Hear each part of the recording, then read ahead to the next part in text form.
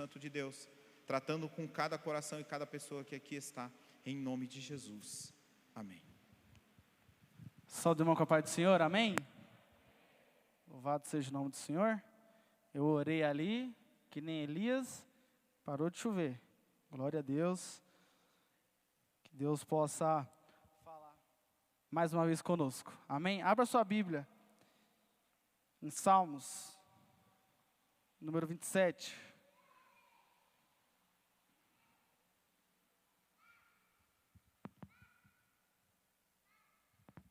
Salmos de número 27.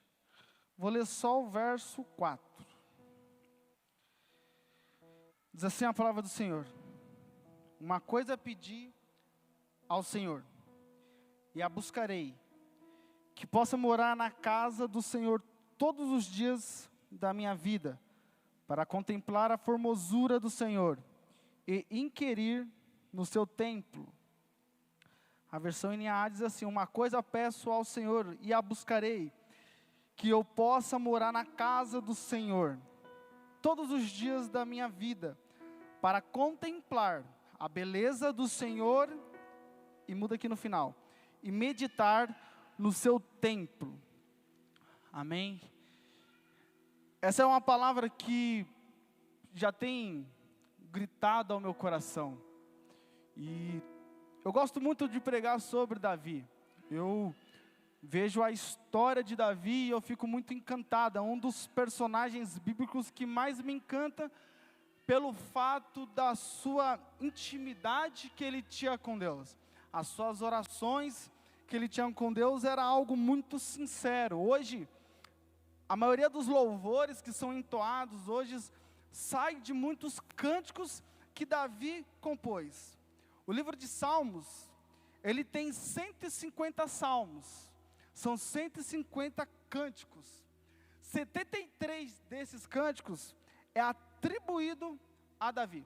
A maioria é de Davi, Davi que compôs, Davi que cantou.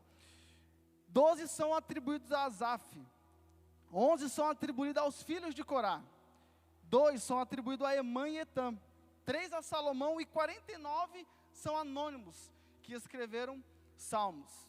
E Salmos, ele é um livro que ele é bem comprido, mas ele é apaixonante em suas leituras. E os salmos que temos aqui na Bíblia, todos eles foram escritos e expressados dentro de um momento. Então sempre quando você vê um salmos, ele foi expressado dentro de um momento do salmista. Então Davi estava passando por diversos momentos de tristeza, de alegria, de adoração, e ele escreveu os salmos, e não é diferente com os outros.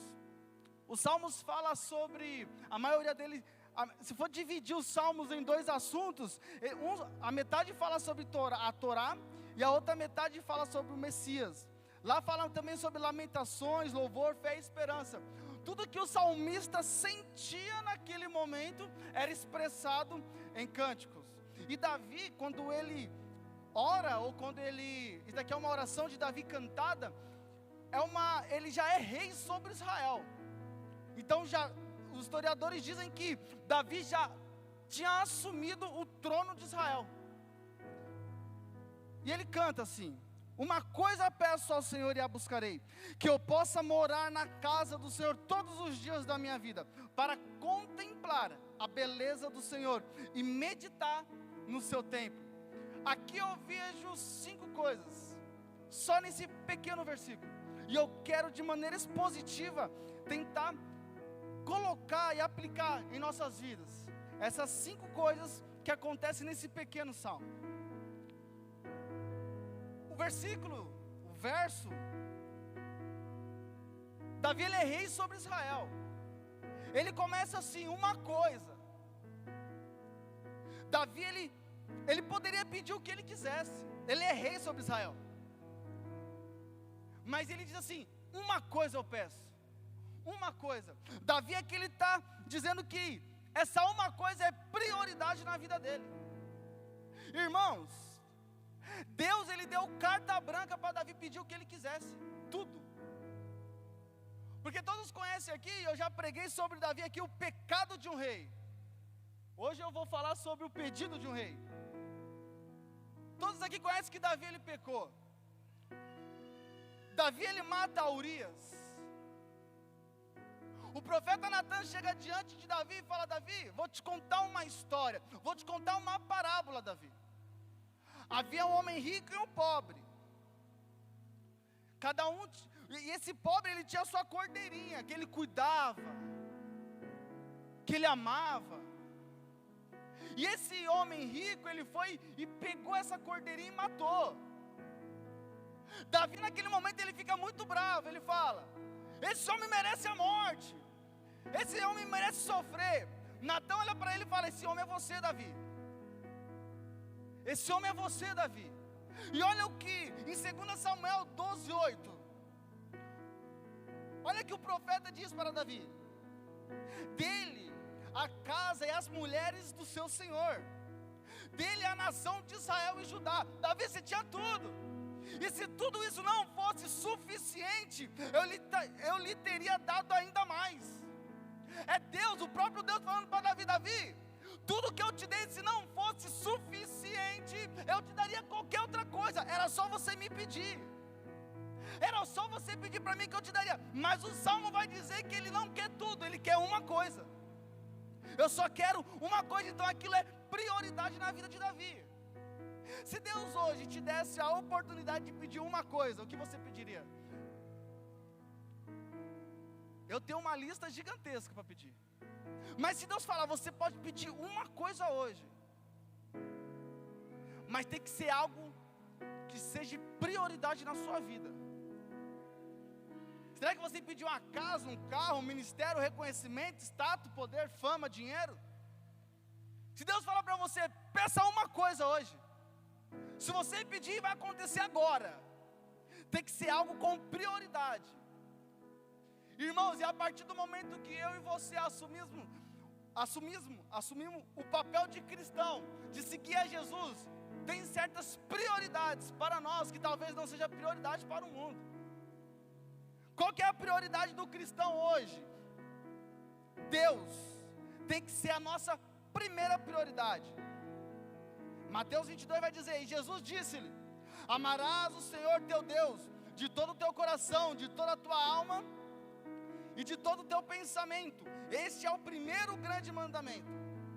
Segunda coisa que o cristão tem que priorizar a palavra de Deus. Depois no final iremos falar mais sobre isso. Terceira coisa, priorizar a sua família, porque 1 Timóteo 5:8 diz assim: mas se alguém não tem cuidado dos seus, e principalmente dos da sua família, negou a fé, e é pior do que o infiel. A palavra do Senhor também vai dizer que devemos priorizar a igreja. Hebreus 10:25. Não deixemos de reunirmos como igreja, segundo o costume de alguns, mas encorajemo-nos uns aos outros, ainda mais quando vocês veem que se aproxima o dia. E devemos também priorizar a nossa vida. 1 Coríntios 10:12. Assim, aquele que julga estar firme, cuide-se para que não caia. Então tudo isso é umas prioridades daquele que se intitula cristão. São prioridades daqueles que aceitaram a Jesus e disse: eu quero seguir a Deus, eu quero seguir esses mandamentos. Mas Davi ele pede uma coisa, algo que é prioridade. Lucas capítulo 10, versículo 38 ao 42. Marta ela descobre qual que é essa coisa. Diz assim a palavra do Senhor: quando eles seguiam viagem, Jesus entrou numa aldeia, e certa mulher chamada Marta hospedou-se na sua casa. Marta tinha uma irmã chamada Maria, que assentada aos pés do Senhor, ouviu o seu ensino. Marta agitava-se de um lado para o outro, ocupada em muitos serviços. Então se aproximou de Jesus e disse: ó Senhor, não se importa com o fato de minha irmã ter deixado que eu fique sozinha para servir? Diga-lhe que venha me ajudar. Mas o Senhor respondeu: Marta, Marta, você anda inquieta e se preocupa com muitas coisas, mas apenas uma é necessária. Maria escolheu a boa parte, e esta não lhe será tirada. Marta, ela sabe qual que é essa uma coisa. Ela sabe priorizar o momento dela. Ela sabe priorizar o momento que ela está vivendo. E o momento que ela está vivendo, a prioridade dela era estar nos pés de Jesus. Sendo que ela poderia pedir qualquer coisa também. Ela está diante do Messias, está diante de Jesus. Com certeza Marta tinha suas necessidades, mas uma coisa para ela naquele momento era de suma importância, que era ficar aos pés de Jesus. E mesmo que sua irmã incomodada estava, ela não deixou de estar nos pés de Jesus. Paulo diz que tudo era lucro e se tornou perda diante dessa uma coisa que ele encontrou. Então Davi, em sua oração, ele já deixa clara: eu quero uma coisa. E lembrando, ele é rei sobre Israel, ele tem à disposição tudo que ele quiser, mas ele quer uma coisa, peço ao Senhor. Davi, ele pede, mas antes dele pedir, ele entende o que ele está pedindo, ele sabe o que ele está pedindo, ele entende o que ele precisa naquele momento, e ele pede, pois as nossas orações refletem as nossas prioridades. O que você tem orado ao Senhor, isso reflete o que é prioridade para a sua vida. O que você tem pedido ao Senhor, o que você tem buscado em Deus, isso reflete o que é prioridade na sua vida. Mas olha o que João 15:7 vai dizer, e essa palavra para mim é muito linda. O próprio Jesus, no capítulo 15, ele diz: eu sou a videira, vós são os ramos. Ele está falando de fruto, mas lá no versículo de número 7, ele diz assim: se permanecerem em mim, e as minhas palavras permanecerem em vocês, pedirão o que quiserem, e lhes será feito. Irmãos, não é muito difícil de entender essa palavra. Jesus está falando: se vocês permanecerem em mim, e a minha palavra permanecer em vocês, pode pedir o que vocês quiserem, que isso vai ser concluído. Isso é para quem tem fé. É só pedir. Senhor, então é só pedir? Sim. Mas olha aqui: se permanecerem em mim, e as minhas palavras permanecerem em você, então não é só pedir, Danilo, eu tenho que estar permanecido nele, e a palavra dele tem que estar entronizada em mim.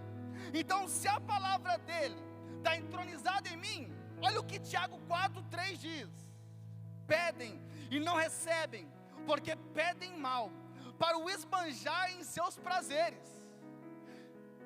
A oração não tem a ver com Deus fazer as minhas vontades, e sim, eu estar de acordo com o que Ele quer. Então quando eu oro, eu não estou orando: Deus, eu preciso que o Senhor faça isso por mim. A oração sincera, a oração que é bíblica, a oração que Deus ouve é assim: Deus, modifica o meu caráter, modifica a minha vida, para que eu possa estar no centro daquilo que o Senhor quer. A oração não muda a Deus, a oração muda a nós. Então Davi pede: uma coisa eu peço ao Senhor, e a buscarei. Davi está disposto a buscar essa uma coisa. Davi, ele entende que não é só pedir, ele tem que buscar. Porque, irmãos, a vida com Deus, ou a vida de busca a Deus, ou de oração, é uma via de mão dupla. Há um atributo de Deus que é, eu não vou conseguir falar essa palavra, mas eu vou arriscar: recíproco. Vocês são uma bênção na minha vida. Deus, ele é recíproco. Porque Davi, ele entende: eu peço ao Senhor, eu sei para que eu estou pedindo, e há uma coisa, eu sei o que eu estou pedindo, mas aí eu tenho que buscar. Quem já ouviu falar: faça a sua parte que eu te ajudarei? Sabe onde está escrito isso? Lá em Heresias, capítulo 2, versículo 7. Versão Dave Marçal Brunet atualizada. Não existe isso na Bíblia, irmãos. Eu já vi pessoas falando convictas: faça a tua parte que eu te ajudarei, diz o Senhor. Não tem nada a ver. Isso não está na Bíblia. Mesmo que a intenção seja bíblica, mas não está escrito em nada. Danilo, mas o que está escrito? Salmos 37, versículo 4. Agrade-se do Senhor, e Ele satisfará os desejos do seu coração. Entregue o seu caminho ao Senhor, confie nele, e mais Ele fará. Ele vai fazer? Vai. Ele vai abençoar? Vai. Ele vai fazer tudo por você? Lógico que Ele vai. Mas entretanto, entregue o seu caminho ao Senhor. Viva sem medidas, até que nada mais importe. Irmão, Deus Ele é tão recíproco. Olha o que Paulo vai escrever aos Tessalonicenses 3:10. Se alguém não quiser trabalhar, não vai comer também. Não quer trabalhar? Então não come. Só come quem trabalha. Então não adianta você pedir, Deus, eu quero. Não adianta você pedir aquela oportunidade na sua empresa. Irmãos, uma vez eu ouvi um rapaz falar isso para mim e eu fiquei, me confrontou. Ele fala, cara, você tem a vida que você merece. Eu falei, não. Ele sabe o emprego que você tem? Você merece ele. Não, merece coisa melhor, então prova. Porque aqueles que estão no cargo maior estudou 5 anos de engenharia. Você não estudou, então por que você vai assumir esse cargo? Você não fez, por que você vai assumir isso? Não, mas nós queremos o melhor. Eu quero o melhor carro, eu quero a melhor casa, mas o quanto você está trabalhando para isso? Não adianta só pedir, Deus me dá, sendo que nós não nos levantamos para buscar. Então é uma via de mão dupla. Mas daqui é fenomenal. Uma coisa peço ao Senhor e a buscarei, que eu possa morar na casa do Senhor todos os dias da minha vida. Passamos aqui por 4 dias de conferência. Sexta-feira eu trabalhei o dia inteiro, vim para cá. Sábado acho que foi 2 horas da tarde, já estava aqui, fomos até 11 horas da noite. No domingo também mais cedo e na segunda-feira. Porque é um prazer estar aqui. Mas vamos para Davi. Davi, ele tinha um palácio. Irmão, Davi não tinha uma casinha. Davi, ele tinha um palácio gigante. Mas ele era atraído por um lugar melhor. Davi, ele assume o reinado. Davi, ele senta no trono. Davi, ele poderia comemorar. Davi poderia festejar, Davi poderia fazer um banquete, mas a primeira coisa que Davi faz, quando ele senta no trono, no seu palácio, ele fala, cadê a arca do Senhor? Cadê a presença de Israel? Vamos atrás. Davi, ele vai atrás da presença de Deus, mesmo ele no seu palácio, porque o desejo de Davi, ele queria morar no tabernáculo, não porque é o lugar, mas sim pelo aquilo que o lugar portava. Então eu não venho para a igreja porque a igreja é legal, porque a igreja é bonita, mas é tudo que é manifestado aqui. Então por isso que eu amo estar aqui, eu quero estar aqui por mim, eu ficaria todos os dias aqui, não é o lugar. Talvez as pessoas são legais, mas é algo além do que as pessoas podem me oferecer, é algo que é manifestado aqui, é a palavra, é a unção, é aquilo que Deus tem feito em nosso meio. Por isso Davi tinha essa vontade. Eu quero habitar no tabernáculo. Eu quero estar onde a presença do Senhor está. Nada mais importa. Não é a riqueza que importa, não é o luxo que importa. Eu quero estar onde a presença está. Eu quero ir até o tabernáculo. Essa é a oração de Davi. Em Salmos 26, 8, ele diz, eu amo o Senhor, a habitação da tua casa e o lugar onde a tua glória reside. Salmos 23, 6 diz assim, bondade e misericórdia certamente me seguirão todos os dias da minha vida, e habitarei na casa do Senhor para todo o sempre.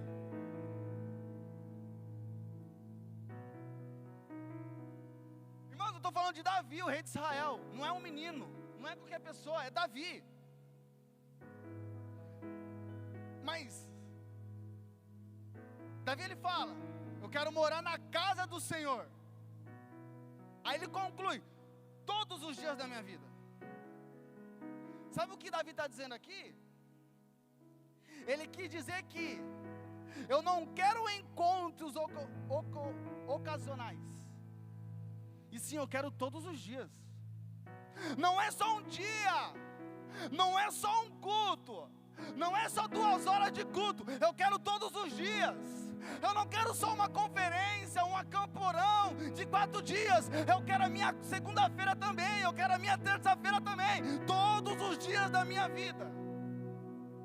Danilo, mas Davi ele ia até o tabernáculo. E o que acontece comigo? Estamos falando no período da lei. Então o que acontece na graça? João 1,14.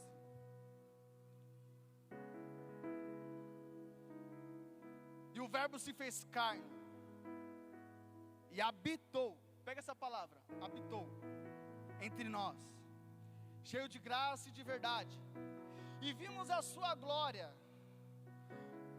glória do unigênito do Pai. E o verbo se fez carne e habitou entre nós. Pegou essa palavra, habitou? Sabemos que, ou se você não sabe, você vai saber hoje. O Novo Testamento, ele foi escrito em grego. Todo o Novo Testamento foi escrito na linguagem grega. Então tinha algumas palavras que você tem que buscar mais profundo significado. E é interessante é interessante observar que a palavra grega, traduzida como habitou, em João 1,14, não se relacionava com casa, não se relacionava com habitação ou morada. Então quando nós ouvimos o verbo se fez carne e habitou, não é um lugar, não é 4 paredes, não é um templo. Danilo, então o que quer dizer essa palavra em grego? Trata-se de uma palavra que diz assim, esquinocém, pretérito de um verbo criado a partir de um substantivo, esquenem, que significa tenda ou tabernáculo. Então no original, habitou quer dizer tenda ou tabernáculo. Lembrando, Davi ele queria ir para o tabernáculo. Então se formos aplicar essa palavra de maneira literal, trazendo do original, fica assim: e o verbo se fez carne e tabernaculou entre nós. Davi ele ia até o tabernáculo. Hoje o tabernáculo está entre nós.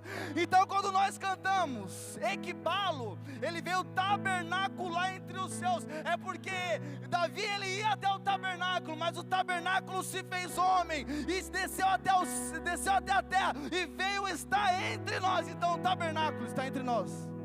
Então não precisamos ir, ele veio.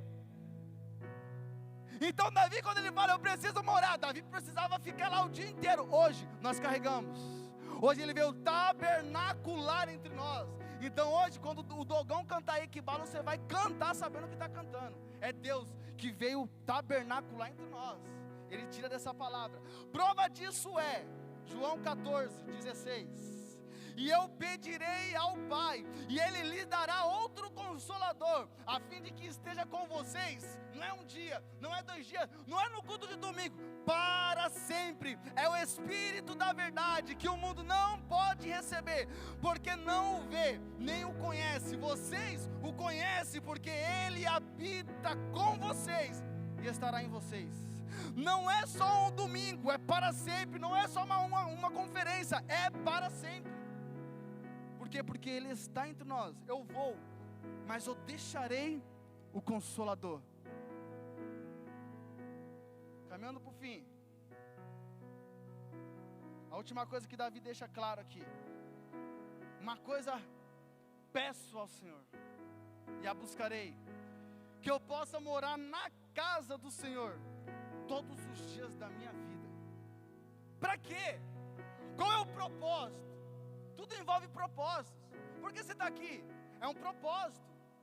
Por que você namora? Tem que ter um propósito. Por que você trabalha? Tem um propósito. E Davi tinha um propósito: para contemplar a beleza do Senhor e meditar no seu templo. Davi ele quer abrir mão de tudo. Davi ele quer largar tudo. Eu não quero palácio, Eu não quero estar aqui e as pessoas me adorarem, as pessoas terem o reconhecimento de como rei. Eu quero só ir para a casa do Senhor, contemplar a sua beleza e meditar no seu templo. Meditar no original quer dizer bagar, que significa buscar, perguntar, considerar e refletir. Em outras traduções, essa palavra bagar, ela aparece como inquirir ou estudar. Isso eu estou falando da palavra meditar. Em Levíticos, essa palavra, Levíticos 13:36, ela é traduzida por procurar, falando do exame que o sacerdote fazia naquelas pessoas que estavam com lepra. Depois que o camarada passou todo o período com lepra, ele ficou guardado, ele viu que estava curado, ele ia até o sacerdote. O sacerdote fazia uma procura em todo o seu corpo, para ver se ele estava leproso. Em Levíticos 27, a tradução desta palavra, que é meditar, que é o bagar, significa investigar. Em 2 Reis 16, a tradução é deliberar. Em Ezequiel, aparece como buscar. Em Ezequiel lá está falando das ovelhas perdidas. E ele busca. Então toda essa palavra quer dizer o quê? Procurar, investigar, buscar, refletir. A soma desses possíveis significados fala de alguém que vai para o santuário, não só para a contemplação, e sim meditação. Contemplação, o que é contemplar? É quando o louvor está pegando e você está lá adorando, você está chorando, você está aí, está chapando em Jesus, está louco por Jesus aí, você chora. Isso é o contemplar, mas ainda tem o meditar, que é a palavra. Então não basta eu vir para o culto só para o ambiente de louvor, não basta eu vir para o culto só para o começo do culto, eu preciso vir para a palavra, porque não adianta o culto se não tem palavra.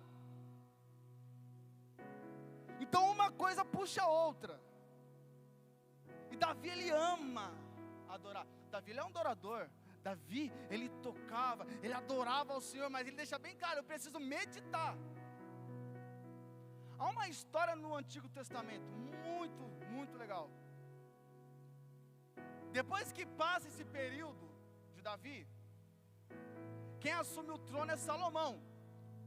E Davi, ele lança uma palavra, Deus lança uma palavra sobre Davi, dizendo: Davi, não vou afastar a sua descendência do trono, a sua descendência vai permanecer no trono. Mas aí Salomão, ele chega, ele começa até certo, ele começa com o pé direito, mas depois, ele começa a fazer tudo errado. Ele constrói o templo, mas depois em volta do templo ele constrói altares para outros deuses. Então agora o filho de Salomão é Roboão, e a partir desse momento o reino se divide, Roboão e Jeroboão. Mas pela promessa que há em Davi, Deus, ele falou bem claro: a sua descendência pode fazer tudo errado, mas ainda vai permanecer no trono de Judá, Jerusalém. E o trono de Israel começa a ser um passando por cima do outro, e foi em declínio.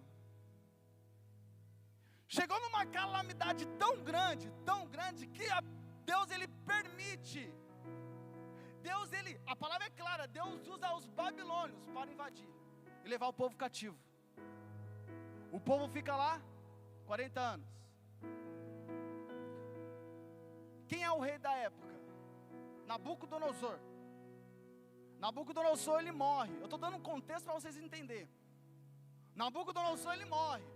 Quem assume o reinado da Babilônia é Ciro.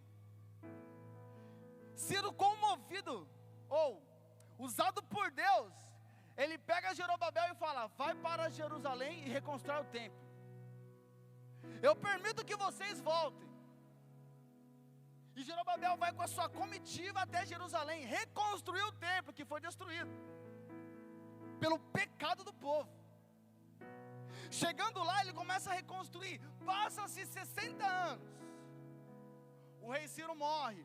Quem assume o reinado é o rei Artaxerxes. Mas agora ele manda Esdras.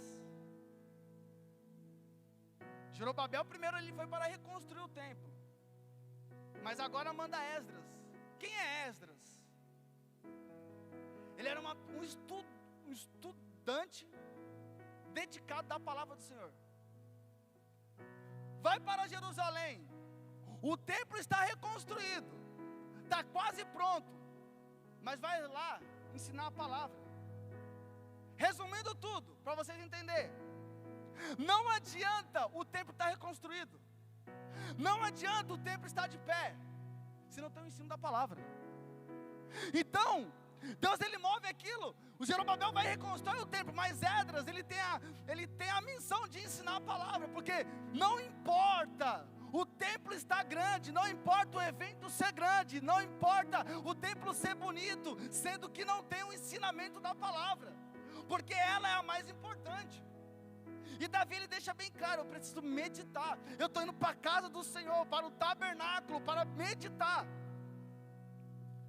Danilo, o que é a reforma protestante que tanto se fala? É um avivamento intelectual. A reforma protestante ela foi feita para que as pessoas tivessem acesso à Bíblia. Porque só a igreja católica romana tinha acesso às escrituras, então eles faziam o que eles quiserem. Então, a reforma protestante foi um avivamento intelectual para que as escrituras chegassem de maneira clara na mão de todo mundo. Mas para o conhecimento dos irmãos, sabe qual foi o primeiro colégio? Se não foi o primeiro, foi um dos primeiros colégios públicos do mundo. Foi o colégio de Calvino, fundado em 1559, lá na Suíça, Genebra. Sabe qual era o pensamento de Calvino? O que adianta a reforma protestante, se o povo não sabe ler? Então vamos abrir uma escola pública, para que o povo possa ter acesso ao conhecimento da leitura bíblica. Porque não há avivamento sem palavra, não há culto sem palavra, não há mover de Deus sem palavra. Então a palavra do Senhor ela é mais importante. E Davi ele deixa bem claro: eu vou para a casa do Senhor para contemplar a sua beleza, mas eu vou meditar. Olha que Davi diz no Salmo 119: de que maneira poderá o jovem guardar puro o seu coração, o seu caminho? Ele faz uma pergunta, para toda pergunta há uma resposta. Observando, segundo a tua palavra. 119 e 105. Lâmpada para os meus pés é a tua palavra, e luz para os meus caminhos. Josué 1:8, não deixei de falar as palavras deste livro da lei, e de meditar nelas de dia e de noite, para que você cumpra fielmente tudo que nele está escrito. Só então os seus caminhos prosperarão, e você será bem sucedido. A oração de Davi, ela nos ensina muitas coisas. Ela nos ensina prioridade. Ela nos ensina que devemos pedir sim, mas de maneira certa. Mas mais do que pedir, eu tenho que buscar. E o maior desejo dele é que eu possa morar na casa do Senhor todos os dias. Eu preciso, eu quero, eu anseio ir para o tabernáculo. Para quê, Davi? Para que eu possa contemplar a beleza do Senhor e meditar no seu templo. Irmãos, esse é um pedido de um rei que tinha tudo. Qual é o seu pedido hoje? Qual tem sido o seu pedido por esses dias? Não é errado pedir as coisas para o Senhor, muito pelo contrário, Ele pode te dar tudo que você pedir, seja material ou espiritual. Mas o que tem sido prioridade? Quando Deus fala para você, peça uma coisa, o que vem na sua mente? O que arde no seu coração?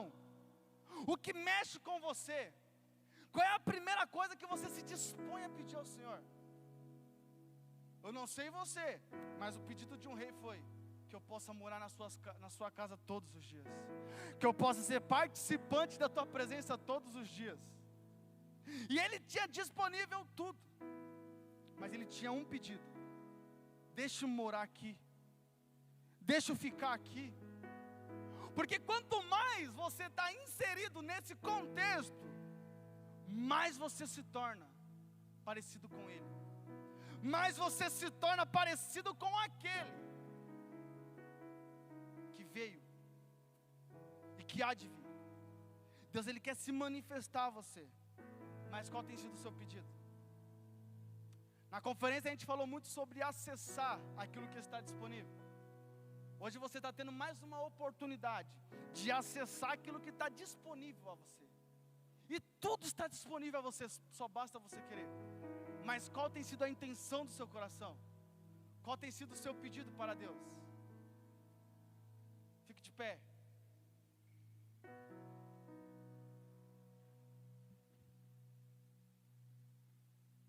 Eu quero orar com você. Mas que você faça uma oração sincera a Deus. Haja com sinceridade com Ele. Fala, Deus, talvez o que você tenha pedido para Deus é só uma coisa que você tem pedido para Deus. Talvez seja algo passageiro. Talvez seja algo corruptível. Talvez o que você tem pedido até hoje para Deus seja algo que o ouro, que a traça consome. Talvez o que você tenha pedido para Deus é algo terreno. Você pode pedir, irmãos, mas quando Ele te falar uma coisa, qual é essa coisa que você tem pedido para Deus? O que é isso que você tem implorado a Deus? Antes de você pedir qualquer outra coisa, o que é que você mais tem acessado em Deus? E à luz dessa palavra eu quero dizer que Ele está disponível aqui para você. Mas Ele quer ouvir a tua voz. Ele quer ouvir a intenção do seu coração nessa noite. E de maneira muito sincera, coloque a mão no seu coração. Eu quero fazer uma oração com você. Não ore aquilo que eu estou orando, ore aquilo que você sente. Se Ele precisa mudar o desejo do seu coração, peça para Ele, Deus, muda aqui. Que talvez a minha intenção tenha sido falha. Pai, aqui está a tua igreja, Senhor. Deus, eu quero te pedir que aquilo que Davi sentiu, eu quero te pedir, Pai, que a intenção de Davi possa ser manifestada dentro dos nossos corações. Porque Davi tendo tudo, Davi podendo ter acesso ao reino, à riqueza, ao palácio, ao poder, à autoridade, ele não hesitou em pedir uma coisa. Ele não hesitou em pedir a sua permissão, que ele pudesse morar em seu tabernáculo. Mas nós hoje somos privilegiados, pois o Senhor veio tabernacular entre nós.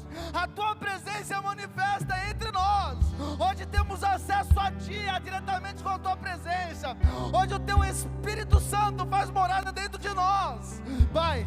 E o nosso pedido nessa noite possa ser transformado em algo terreno para algo espiritual. Pai, que as coisas terrenas não nos consumam, mas que o nosso desejo, o desejo do nosso coração seja te buscar todos os dias. Que o desejo do nosso coração seja te adorar todos os dias. Que o desejo do nosso coração seja poder estar aqui, Pai. Se um rei que era respeitado, ele pediu estar na tua presença, Pai, que nós hoje possamos estar cada dia na tua presença. E que esse pedido, Pai, não só se manifeste nesse momento de culto, Pai. Isso não pode ser só uma emoção. Isso só não pode ser só algo passageiro. Queremos viver isso todos os dias. Que a segunda-feira possa ser manifestada a tua presença. Que na terça-feira também possa ser manifestada a tua presença. Que eu carregue a tua presença por onde eu for, Senhor Jesus. Muda a intenção do nosso coração. E com a mão no teu coração, do jeito que você está aí com os olhos fechados, se tem alguém aqui que estava afastado dos caminhos do Senhor, você até seguiu o seu caminho, você até seguiu aquilo que é terreno e passageiro. Hoje Deus está te dando mais uma chance. Se tem alguém aqui que estava afastado, quero orar por você. Só coloque a mão no seu coração. Amantíssimo Deus, se alguém aqui que entrou por essas portas, Pai, e estava afastado dos teus caminhos, Deus, que a tua presença possa tocar hoje, Senhor Jesus, e possa mudar o teu filho. Que a partir de hoje não possa ser os pensamentos dele, mas que possa ser os seus pensamentos nele, Senhor Jesus. Pai, visita a casa dos teus filhos. Senhor Jesus, muda, Pai, muda o cenário. Pai, que eles possam viver o melhor desta terra, que eles possam contemplar a tua presença, que eles possam viver em sabedoria, que eles possam viver de graça, ouvindo a tua palavra. Escreve o nome dos teus filhos, Pai, no livro da vida, e que tua graça possa acompanhar por onde eles passaram, Senhor Jesus, e que o coração dele possa estar voltado para a tua presença, para o teu tabernáculo, em te adorar, em te servir todos os dias. E as palmas louvam o nome do Senhor Jesus.